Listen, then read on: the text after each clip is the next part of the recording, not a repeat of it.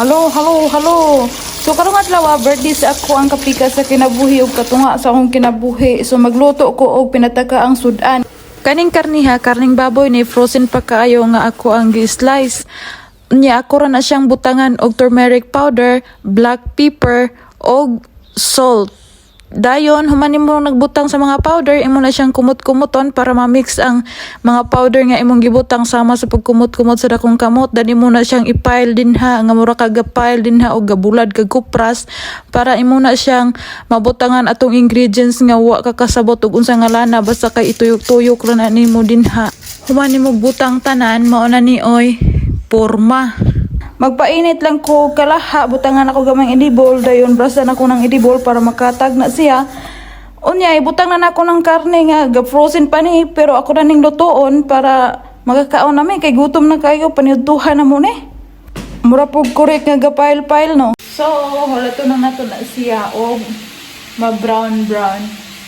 Kay birthday sa akong mga kagupa, niya, di man sila mag-celebrate, basta inaning birthday ha, karon nga, birthday nila. Sunod na nga birthday mag-celebrate sila. While nagpaabot ko sa akong karning maluto, magpanit ko diri og potato kay kani akong mga kagupa dinhi mo kaon og walay potato anay lang atubangan. So ako na siyang slice on.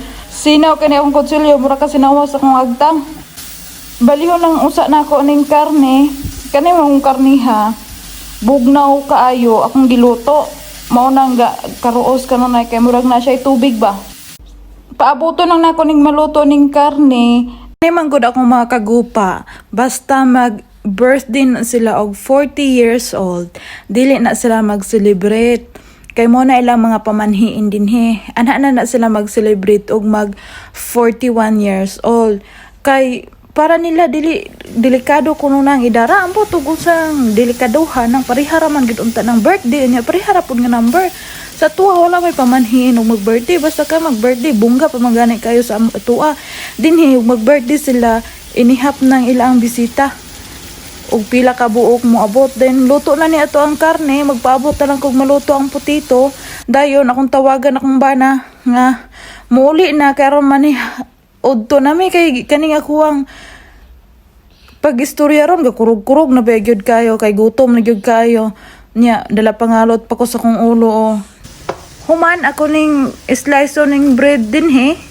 Mo ni amo ang i-partner sa sudan og sa potato, then daghan pa kayong butsit siburit sila gibutang na lamisa. Dayon di man kuno sila mga og luto once a year man ning mukaon sila og luto. Mo ni ila i-partner sa sudan. Then ready na ni ako po ning slice ning panis. Kaning kalanuna ako ganing matagbuan kanunay kada kaon namo. Kay sila man gud dinhi og wala gani ikapalit og karne or sudan mo na ilang himuong sudan. Then ako po ning slice ning fresh mga vegetable ni siya, kaning tomato kuhaan lang na nimo siya og buko. Dayon nimo nang slice nga pinatakilid, bahala gud og murag nawog kasag basta kay ang pag-slice hilas charing. So imura na siyang i-pile din ha, hasta ning cucumber, pepino magunay sa tuwa mura pug asagikan pa in English, then pepino ni siya. Then ako nang ibutang din ha, ilatag gyapon. Then kani pong atsal, kanilang atsal dagko nilang atsal dili po ni siya halang. Lami kayo ni siya himuon og salad kay mga fresh man gud ni siya. Dayon ako ra na siyang ipang butang din ha tanan. Ready na ni. Don mora to. Imo na ibutang sa lamesa. So thank you for watching. See you next video. Bye-bye.